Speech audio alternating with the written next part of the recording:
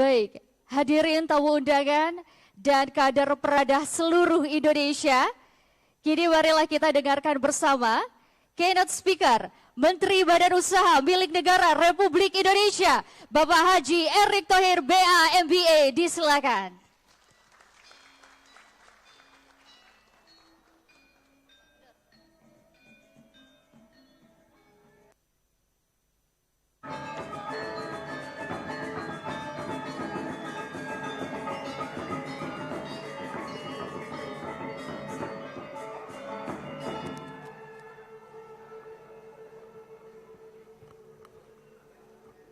Om Swastiastu. Tentu yang terhormat para perwakilan pemuda Hindu dari seluruh Indonesia yang hadir, ini sebuah apresiasi saya bisa diundang hari ini.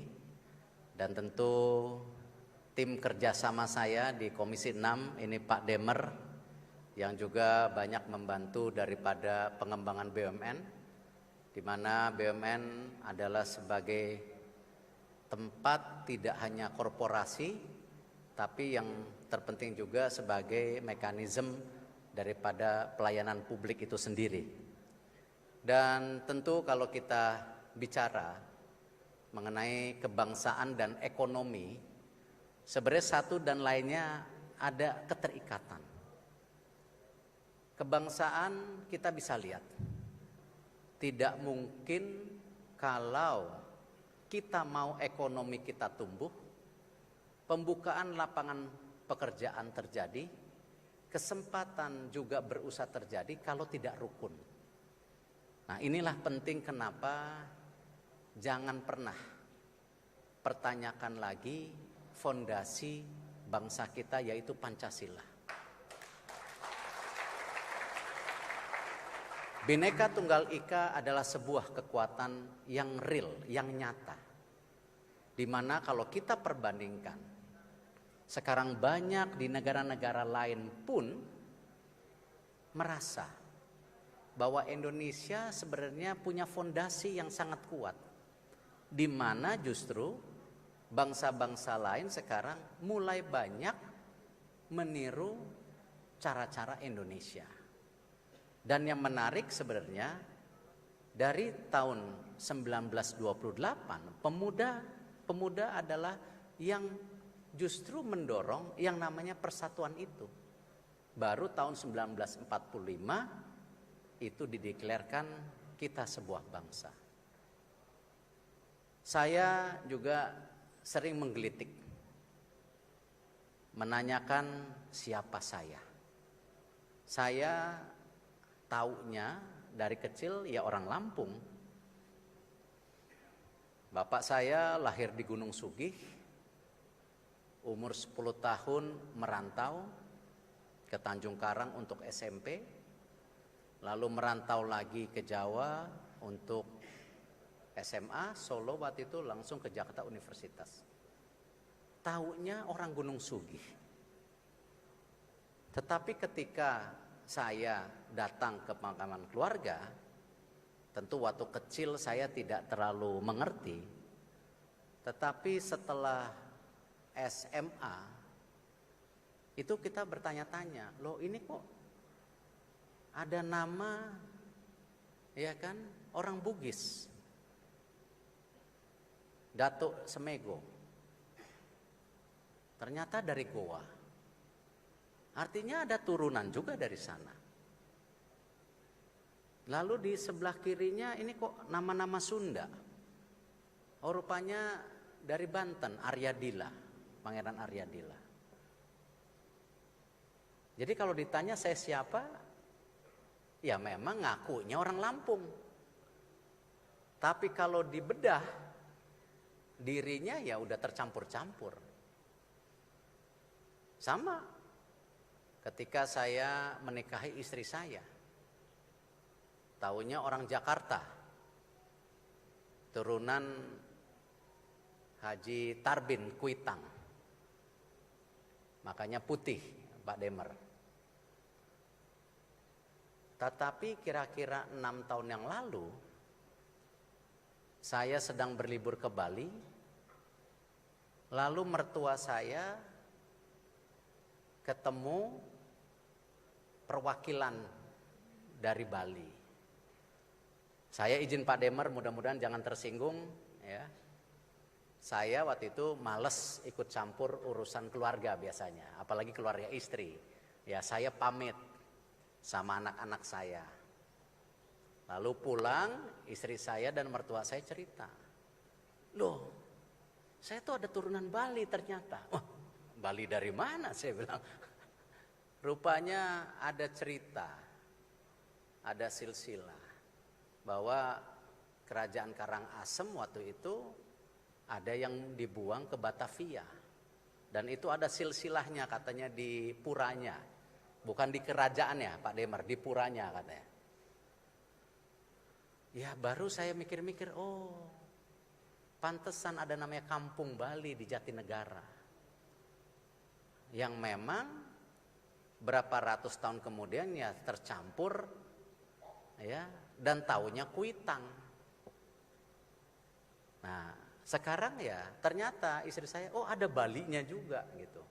Makanya saya kemarin kesempatan kita coba meninjau di Karangasem ya untuk bersilaturahim, dan itulah kekuatan bangsa kita yang tidak mungkin dipisahkan lagi. Jadi sangat menyedihkan kalau ada oknum-oknum ya yang memakai nama sekedar daripada kepribadiannya disentuh-sentuhkan kepada agama, disentuhkan kepada kesukuan, padahal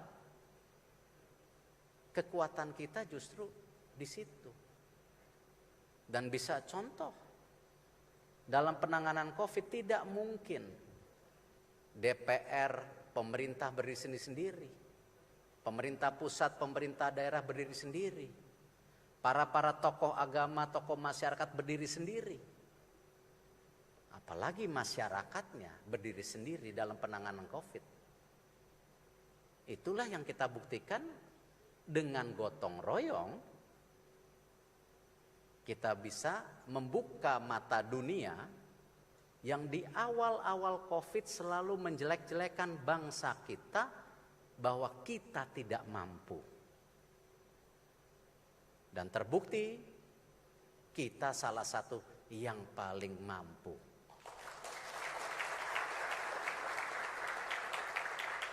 Justru ini karena apa? Karena perbedaan kita.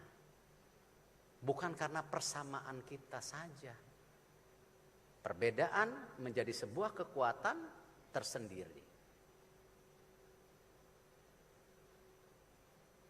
Kebangsaan dan ekonomi tadi adalah sebuah sinergisitas yang tidak bisa terpisahkan. Kenapa? Sejak zaman dulu kita selalu dijajah karena sumber daya alam kita yang besar. Dan di era modern kita selalu hanya menjadi market. Nah karena itu kita harus bersepakat. Kita harus punya ekosistem kita sendiri. Bukan ekosistem Cina. Bukan ekosistem Amerika. Tapi apa? Ekosistem Indonesia. Yang dimana sumber daya alam kita, market kita yang sangat besar tidak lagi dipergunakan untuk pertumbuhan bangsa lain, tapi harus diprioritaskan untuk pertumbuhan bangsa kita. Kita tidak anti asing, tetapi kita harus pastikan pembukaan lapangan kerja, kesempatan berusaha itu harus di kita. Kalau tidak, memang ekonomi Indonesia akan terus tumbuh sampai 2045. Tetapi sekarang 273 juta bangsa Indonesia, lebih dari 50% adalah Gen Z. Ini 35-an ke bawah. Yang mereka sekarang terdistrupsi Terdisrupsi karena apa? Adanya digitalisasi. Karena digitalisasi ini sangat bagus, tetapi ada bumerang. Apa? Lapangan pekerjaan berubah, kesempatan berusaha berubah. Kalau generasi muda kita tidak beradaptasi dengan perubahan ini, yang dinamakan sekarang kita tidak boleh lagi bergantung hanya sumber daya alam, tetapi harus kita menaikkan status kita, yaitu kapabilitas kita berdasarkan yang namanya apa? Knowledge based economy. Artinya apa? Bahwa pertumbuhan ekonomi itu berdasarkan kepintaran kita, kapabilitas kita. Nah, disinilah tantangan terbesar bagaimana para pemuda yang tentu hari ini pemuda Hindu yang bersatu bisa mulai memappingkan secara sadar, secara terbuka di mana peran pemuda. Jangan hanya kita menjadi buih-buih saja di dalam ombak yang berteriak tapi tidak ada solusi. Karena itu saya berterima kasih kepada Pak Demer, Komisi 6 yang mendorong transformasi di BUMN. Karena kita menyadari BUMN adalah apa? Merupakan kekuatan besar sepertiga ekonomi kita yang bisa menyeimbangkan ketidakseimbangan. Dan kita bisa mengintervensi supaya seimbang.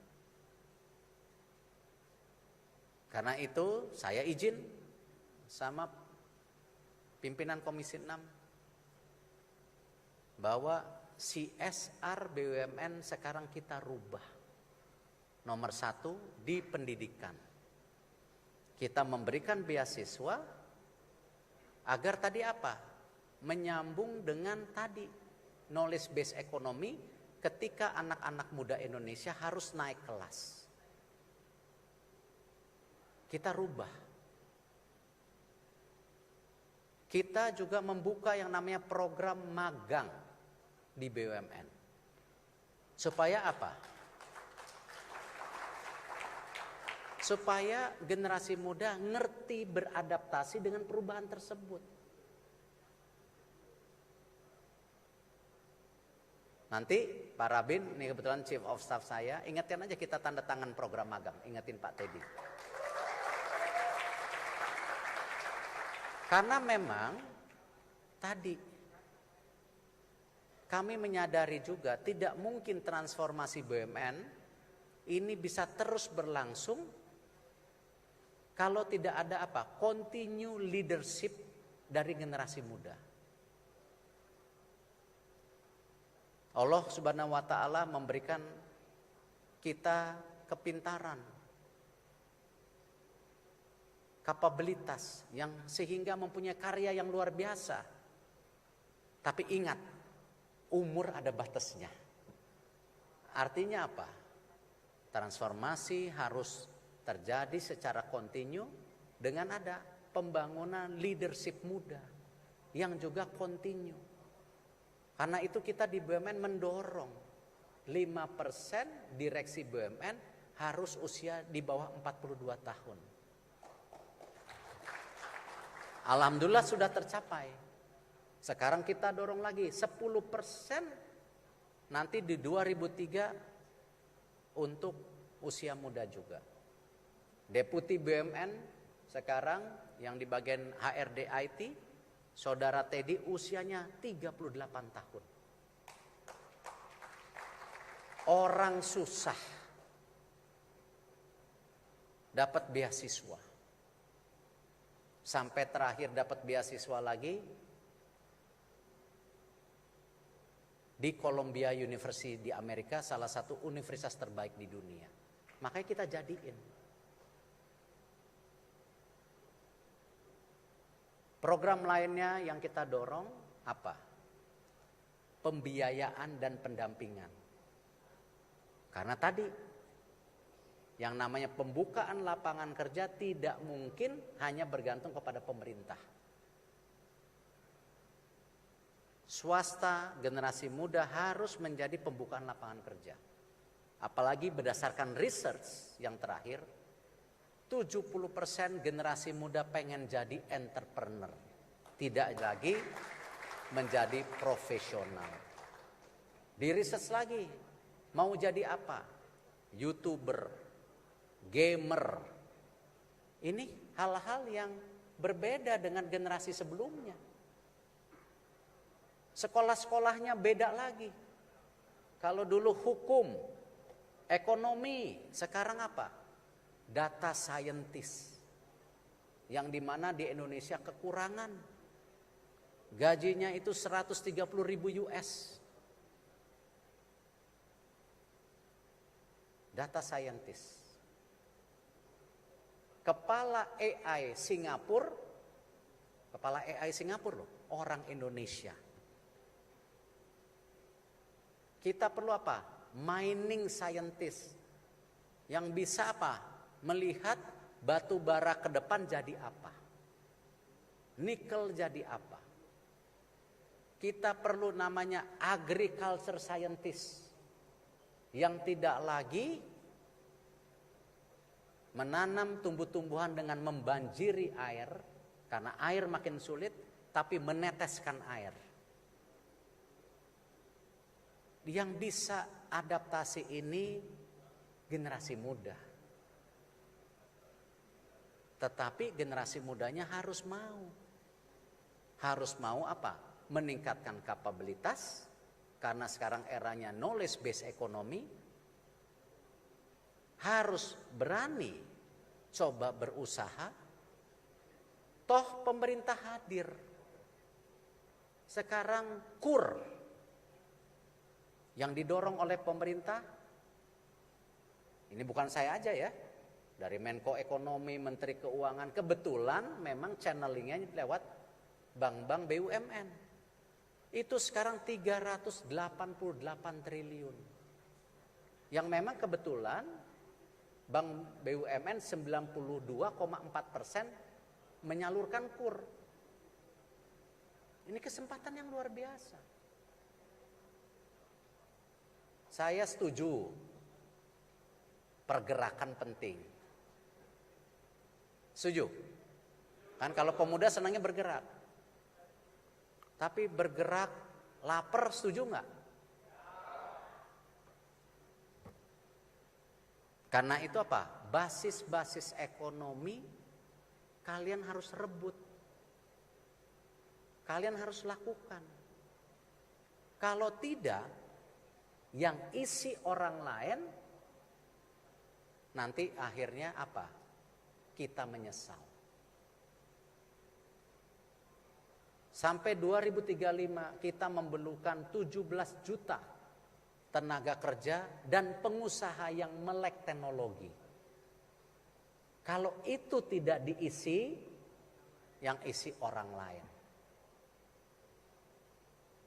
Startup kita mengoutsource teknologinya ke India dan ke Rusia. Apa kita harus marah? Nggak ada di sini. Nah, itulah saya pada kesempatan ini saya mengingatkan 3 hal. Ini negara kaya banget, tolong dijaga, dan anak mudanya mesti mengisi. Kedua, pemerintah hadir memberikan tadi fasilitas pembiayaan, kesempatan sekolah, kesempatan magang. Tetapi anak mudanya harus merubah pola pikirnya. Kalau tidak, diisi orang. Yang ketiga, ini yang terpenting. Fundamental bangsa kita, yang namanya Pancasila, yang namanya Bhinneka Tunggal Ika, adalah harga mati yang tidak perlu dipertanyakan lagi. Terima kasih. Wassalamualaikum warahmatullahi wabarakatuh.